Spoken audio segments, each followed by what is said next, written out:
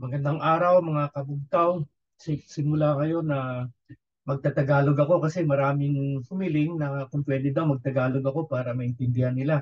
Sabi ko, oo nga naman ano, para lumaki-laki at lumawak ang tagapanood natin na nakakaintindi. Kasi dati naghihiligaw nun tayo para sa audience natin dito sa Western Visayas po dahil sa maraming humiling na magtagalog ako. So, simula ngayon magtatagalog na ako.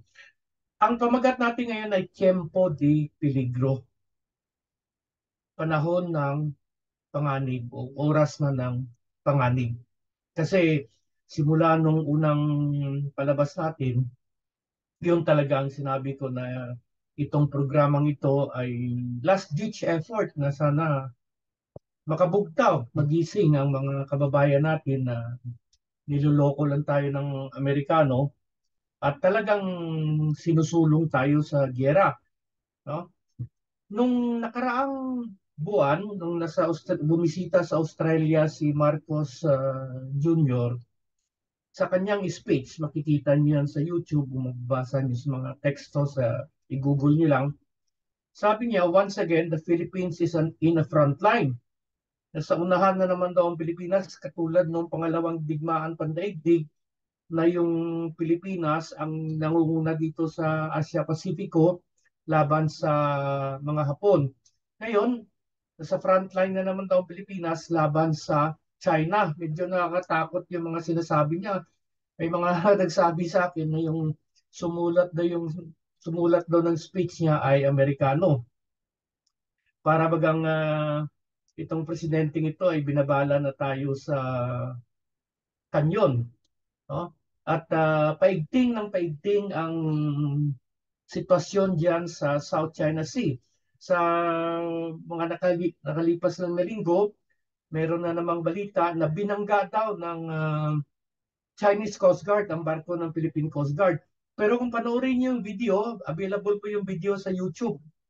Medyo kinukulang pa yung PC ko ngayon ng mga specs na pero ina-upgrade ko na para makapagpalabas tayo dito ng mga imahen at mga video. Pero nasa YouTube. Klarong-klaro ang bumangga sa Chinese Coast Guard ay ang Philippine Coast Guard. In fact, makikita mo sa video, nag-astern, full astern na yun. Matras na yung ang barko ng China. Tapos talagang kinat. At kung familiar kayo sa COLREG or Collision Regulation, nasa kaliwa yung Philippine Coast Guard, nasa kanan yung Chinese Coast Guard, dapat ang umiwas dyan sa COLREG natin, sa COLREG ng mundo. Collision Regulation ay ang Philippine Coast Guard. Nung nakaraan naman, uh, obvious din, no? Talagang kinat. So, talagang talagang parang pinapainit yung tension diyan sa South China Sea. Para saan? Yung sa isang shoal, kung sa Surigando pa, no? Magpakamatay ka ba sa isang shoal na nawala na sa atin noong 1999 pa? Um, yung Ayungin, yan, nawala na yung Ayungin shoal sa atin noong 1999 pa, no? Isang shoal. At ito pa, no, maraming nagsasabi na napasa ko sa mga post sa itong mga nakarang araw lang. They talk about sovereignty in Scarborough Shoal at saka yung mga kiniklaim natin. Wala po tayong sovereignty sa isang isla na kiniklaim natin at hindi man lang tayo ang nag-claim dyan. Maraming bansa, China, Vietnam, Taiwan, Malaysia, oh, maraming bansa. At lalo na yung sa Scarborough Shoal kasi nawala na sa atin yan ng 2012. Sinurrender ng Aquino administration yan nung nagkaroon ng naval standoff dyan. Nag-withdraw ang Pilipinas. Sa isang claimed territory, pag nagkaroon ng military standoff, no, ang unang pwersa na umatras, ibig sabihin sumurrender. So, umatras ang Pilipinas noon, sinurrender sa China. Pero ngayon, ang tigas ng ulo nitong mga sina Taliela, sina Anyo, National Security Advisor, sina Gibo, no? Secretary of National Defense na sinasabi nila may soberenya daw tayo diyan. May sovereignty tayo. Paano ka magkakaroon ng sovereignty diyan? Claimant ka lang. At sinurrender mo na yan. No? So, pero ang nasa utak ng mga Pilipino ngayon, amin yan. No? Kailangan dependihan. No? Kailangan ipaglaban. Hindi nila naintindihan na wala tayong sovereignty dyan kasi sinurrender na yan. Ano? Um, at alam mo, kung magagera tayo sa China, wala pa sa kasaysayan ng mundo na isang mahina na bansa ay tinalo ang isang malakas na bansa. Akala siguro ng karamihan, pag pinalubog halimbawa ng Chinese Coast Guard or Chinese Navy, People's Liberation Army Navy, PLA Navy, ang mga barko ng Pilipinas dyan, akala siguro nila pupunta kaagad ang Amerikano upang ipagtanggol ang Pilipinas. Hindi po ganyan at hindi po mangyari yan. Kasi halimbawa, pag may pinalubog, no? May pinalubog yung China dyan na barko ng Pilipinas, ang mangyari dyan ay dadalhin ng Pilipinas, kasama man mga Amerikano, kasama ang Australia, kasama ang Japan, dadalhin yung insidente, ang pangyayari sa UN Security Council at doon pagdidesisyonan kung anong aksyon ang gagawin. Eh sinong dalawang permanenteng miyembro ng UN Security Council? China at Russia. Siguradong mapapahiya lang ang Pilipinas at ang mga Amerikano doon. Saka ganito pa kahit si Marcos Sr. noon nagsabi na halimbawa magkaroon talaga ng matinding giitan dyan sa South China Sea. Kayo mga Amerikano, hindi ka agad tutulong kasi magdidebate pa kayo sa kongreso nyo kung magdeklara ba ng giyera sa China o hindi. Habang nagdidebate kayo dyan, marami na ang Pilipino ang namamatay. No, ito pa yung nakakatuwa kasi ipayagan na raw ngayon ng mga Pilipino na magkaroon ng high-powered firearms. No? Preparasyon din daw kung sakaling magkagiyera sa China. Sakaling magkagiyera naman sa China, walang kwenta yung mga high-powered firearms nyo because there will be no ground invasion. No? Puro missile yan. Saka dyan, i-concentrate lang ng China yan dyan sa South China Sea, sa mga tinatawag na disputed territories. Ito pa, no? Ang Mutual Defense Treaty, klarong-klaro yan, ay hindi nag-a-apply sa mga disputed territory. Number two, ang Mutual Defense Treaty ay limitado lang pag inatake ang isang metropolitan area katulad ng Metro Manila. So kung doon sa labas ng Metro Manila, libawa dyan sa Spratly, sa Ayungin o sa Scarborough, Ayungin is also known as Second Tamas Shoal. No? Hindi mag-a-apply ang Mutual Defense Treaty kasi Mutual Defense Treaty ay nag-a-apply lamang kung ang isang metropolitan, isang siyudad, mataong lugar, mataong nayon ay inatake. No? So, the Mutual Defense Treaty will not apply on that area. Kasi maraming Pilipino, akala nila pag pinalubog o talagang binangga ng Chinese Coast Guard, Chinese Navy yung barko ng Pilipinas yan, pupunta ka agad ng Amerikano para girahin ng China. Takot lang ng Amerikano magkagera sa China. Nung panahon ni Pinoy, no, nung nag-pull out, 2012, nung nag-pull out yung Navy dyan sa Scarborough standoff, pumunta si Pinoy sa Amerika. No? Kinausap si dating Presidente Obama tungkol sa pangyayari at hiniling kay Obama kung pwede magpadala ng barkong militar ang Estados Unidos sa lugar na yan. Sabi ni Obama kay Pinoy, relax ka lang, kalma ka lang. At that time kasi palapit na rin ang eleksyon ng Amerika. So ayaw ni Obama na magkaroon ng gulo. Obama then was up for re-election. Tapos si dating Defense Secretary saka Foreign Affairs Secretary si Bolts Gasmin saka si Albert Del Rosario nakipagkita kay Hillary Clinton sa Amerika, no? Secretary of State noon si Hillary Clinton. Eh si Hillary Clinton, sinabi lang kanya, okay, okay. Kung sa sunod na araw, kita sa buong mundo si Hillary Clinton sa Beijing, sa China, nakasmile sa mga Chinese official doon. No?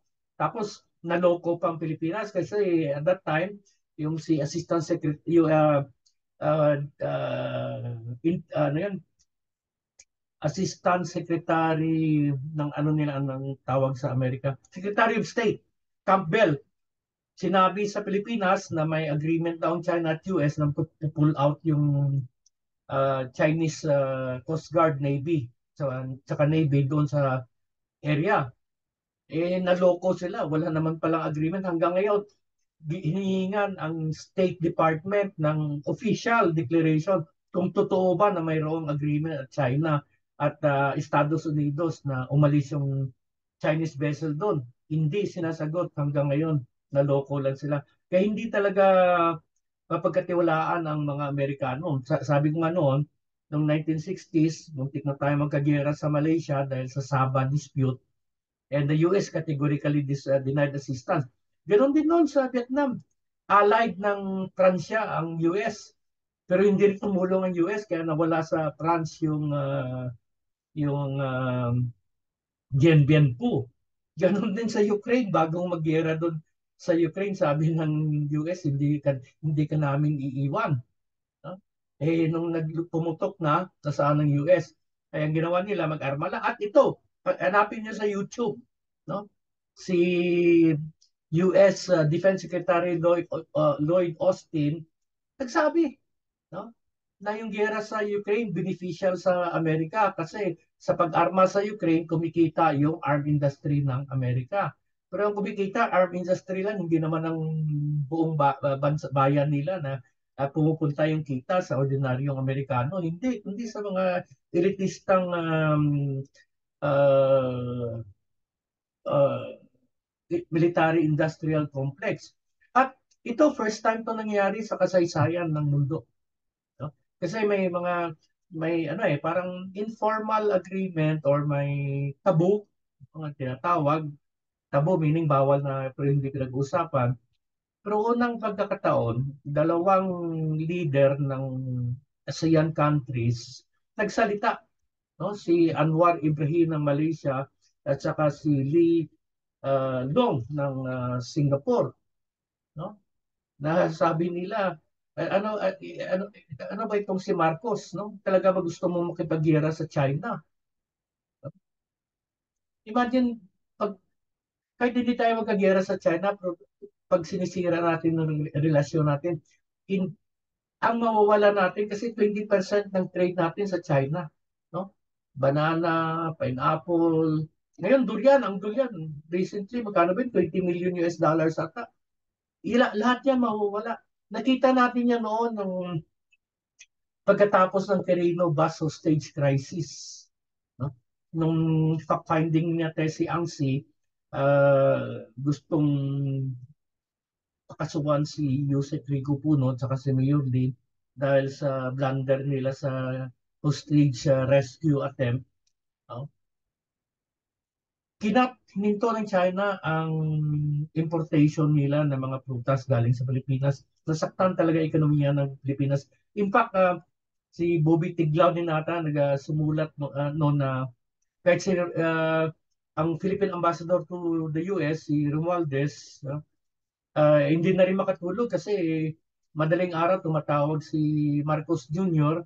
na nababahala daw siya sa ekonomiya kung sakaling ihinto ng China ang pag-import ng mga produktong agrikultura galing ng Pilipinas at ilang daang libo ang mga Pilipino na nagtatrabaho sa China.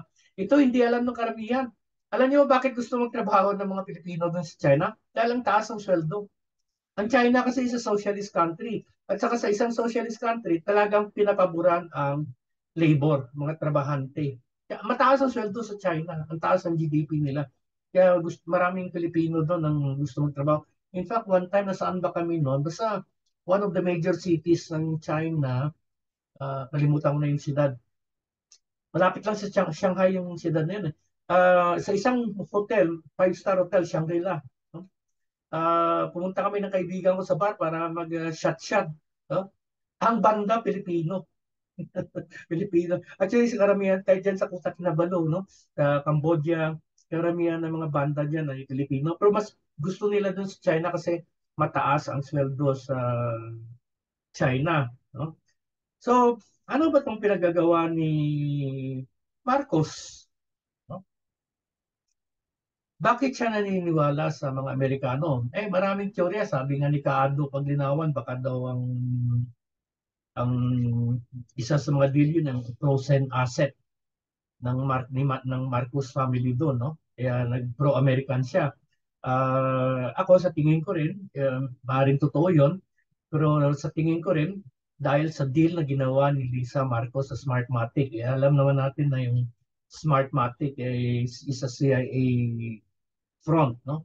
At kung gusto niyo pang hindi ka pa kayo pamilyar sa issue diyan, hanapin niyo lang sa YouTube yung mga video ni Glenn Chong tungkol sa pag-deal ni Lisa Marcos Araneta sa Smartmatic. Huling bumuto ako 2010, simula nang electronic voting na hindi na ako bumoto kasi hindi naman mabibilang ang boto mo dahil ang pandaraya ay electronic na, no? Kaya kawawa ang Pilipino, pero nasa denial pa rin Pilipino, no? Masyado kasi masakit to na disenfranchise ka. Hindi pa rin tanggap ng Pilipino ng boto nila ay hindi nabibilang. Kaya nga confident sila pagkatapos ni Marcos Jr., si Romualdez, tapos si Sandro, habang kontrolado nila ang COMELEC. Ang Smartmatic ngayon, wala na-disqualify na. Pero yung papalit, yung Miro Limited, sa kanila din yan. Isang may-ari niyan. Gayon din yan ang nangyari. So oras tayo ng panganib. Talagang matagal na ako nagsasabi niya, mga 2 taon na siguro na sabi ko yung sitwasyon dyan sa South China Sea talagang puputok yan. Kasi bangkarote yung Amerikano wala silang pera. Tuwing wala silang pera, nagigera sila. At saka hindi nila matanggap na na-overtake na sila ng China in terms of economy, in terms of military might. Ang nangyari kasi dyan, ng China, binuhusan talaga yung research and development nila, no, sa mga teknolohiya at saka sa ganoon rin sa teknolohiyang militar. Kaya kahit yung pag-armasaw ng mga Pilipino, pag sabi ko armasaw yung Pilipino, ang kita ko diyan tataas ang crime rate. No? Tingnan mo yung Amerika, no? Pwede silang magdala ng armas. Kaya mass shooting dito, mass shooting doon, kawawa yung mga bata, yung mga estudyante sa mga paaralan na nababaril. Maaring ganoon din mangyari sa Pilipinas kung pag dumami ang armas. Kasi marami ng pag-aaral, basta dumadami ang armas, tumataas din ang krimen. No? So, yun ang mangyayari. Tsaka useless yan kasi pag nagkagera man, ano na lang yan, lilipad-lipad lang, missile-missile na lang yan. So, it will be very, very fast. At sabi ko nga, hindi tutulong ang Amerika. May reputasyon na, may record ng Amerika sa ganyan na pag nagkagipitan, nawawala sila. Ganon kasi yung psychology ng bully. Pag nilabanan mo, titiklop din. No? Nung pangalawang pagnigbaan, pandaigdig, sabi ko nga nung nakaraan, palpak si MacArthur, iniwan tayo. No? 4 na taon tayo ang na talagang naghirap dito sa Pilipinas. Ang lolo ko, ang nanay ko noon, maraming kwento na kagimbal-gimbal nung panahon na pangalawang pandigmaan pandaigdig. Well, it's not good, ha? Kahit si MacArthur, American general, sabi na no one but no one love peace except a soldier. Kahit si Plato, isang sinaunang Grego na pilosopo, nagsabi, no? Only the dead see the end of war. O si Boy George pa, nalala ko, ng millennials, ewan ko, naririnig niyo pa yan, pero nung dekada 80, sikat yung kantang yun yung war stupid and people stupid and in life means nothing to some strange warrior. War is evil. No? Eh, bakit ang mga Pilipino naniniwala sa sulsol ng mga kano? Ang narrative kasi dyan, tulad ng sinabi ko noon, ay binubuli tayo ng China. Nag-apelya sa Cinderella complex ng mga Pilipino kasi yung mga Pilipino may Cinderella complex. Inaapi ako. No? The Filipinos will always go for the underdogs. No? Kaya kung makita mo yung mga telenovela, mga sine na sumikat, typical Cinderella formula tulad ng mga sine ni Ate Shawi. Bukas luluhod ang mga tala, pasantong daigdig, inaapi yung bida, tapos darating yung Prince Charming para uh, uh, patakin sa putik ang bida at gawing mayaman. At yung mga nang-aapi ay maghihirap at magdurusa. Cinderella formula. Eh, mga Pilipino, naghihintay na kampihan sila ng Amerikano. Hindi mangyayari yan. May masamang record na sa kasaysayan ng Amerikano na nawawala sila, tumipiklop sila. No? Pag nagkagipitan na. At saka sabi ko nga, kahit si Biden, malapit na pala yung re-election uli sa Amerika. No? Ayun, dahil dyan, usually mga American president, no, ayaw nila ng gulo bago magkaroon uli ng eleksyon. Kaya huwag kayo maniwala. Eh, nakita ko pa yung post ni Tariela, huwag na maniwala sa mga false propaganda. Eh, siya yung false propaganda eh. Chinese Coast Guard yung bumangga sa kitang-kita sa video sa Philippine Coast Guard. Pero ang punto dito mga kabugtaw, paigting ng paigting ang sitwasyon natin sa South China Sea. No? God forbid, wag naman sana. No? Kasi sayang eh, nagkaroon na ng shield of prosperity from the west to the east. Ang ganda ng buhay sa Asia ngayon, Indonesia. Pilipinas lang nilalaban ang lumalaban sa China. Kita mo sa Vietnam, ang Vietnam nga officially may sigalot sila sa China. Pero kaya lang non-belligerent, hindi hostile or ano ba sabihin sa Tagalog yung non-belligerent. Hindi inaaway ang China. Kaya noong 2022, 1. Vietnam was a recipient of 1.7 billion US dollars investment from China. Imagine, no? Tayo, nakita ko yan nung panahon ni Pinoy, inaaway ang China kaya naiwan tayo ng mga kapitbayan natin. No? Tapos may mga propaganda pa, mga death trap. Tingnan mo yung Indonesia, may high-speed train na sila. Tayo, jeepney pa rin. No? Ang train natin, wala tayong massive railway system. Sana, nalala ko nung chief of staff ako ng National Council of Food Security and Jobs Creation. Yan ang isa nakikita kong solusyon sa food security ng Pilipinas, yung railway. Kasi halimbawa, manggagaling yung mga gulay sa Bicol, pagdating sa Manila, diretso-diretso yan. Ngayon, dahil walang railway, bawat bayan, bawat nayon may kupong. Kaya pagdating sa Manila, ang taas na ng presyo. Pero actually, very systematic sila sa putong dyan eh. Tulad sa, sa Benguet, Cordillera. Pag alis ng truck, pag nagbigay na, nakatimbre na yan, so hindi na hinaharang sa highway ng mga highway patrol o kung ano-ano mga traffic enforcer o mga police dyan kasi bayad niya. At ang bayad, the sunshine is spread. No? Talagang ginahati na yan sa mga kasindikato nila. Very systematic ang photo. Sa Amerika, halimbawa, or sa India, sa China, the goods in East Coast, coast as the same as in the West Coast. Hindi tulad dito, gulay sa Bicol o gulay sa Benguet pagdating ng Manila. Triple o 5 times yung presyo. Kaya palala ng palala ang ekonomiya ng Pilipinas. No? Nasaan yung 20 kilo ng bigas? No? Tapos ito pa, magkakagyera pa. Ang mga Pilipino kasi very emotional, huramentado. No? Kala nila magagapi nila ang isang superpower. Wala yan. Yung mga high-powered firearms nyo, wala yan. No? Isang missile lang yan. Wipe out na kayo. So sana wag naman. So ganitong sitwasyon natin ngayon. Kaya ang mungkahi ko sa ating mga kabugtaw, mag-isip tayo. Tingnan natin, mag-aaral tayo ng kasaysayan. Huwag lang maniwala kung ano sinasabi ng radyo. Huwag lang maniwala kung ano napapanood sa TV. Hindi ko na sasabihin dyaryo kasi wala naman nagbabasa ng dyaryo ngayon. It's already a dead industry. Huwag lang maniniwala kung ano nakikita niyo sa Facebook. No? So anong gagawin natin? No? Bugtaw tayo, magising tayo, make your voice heard, no?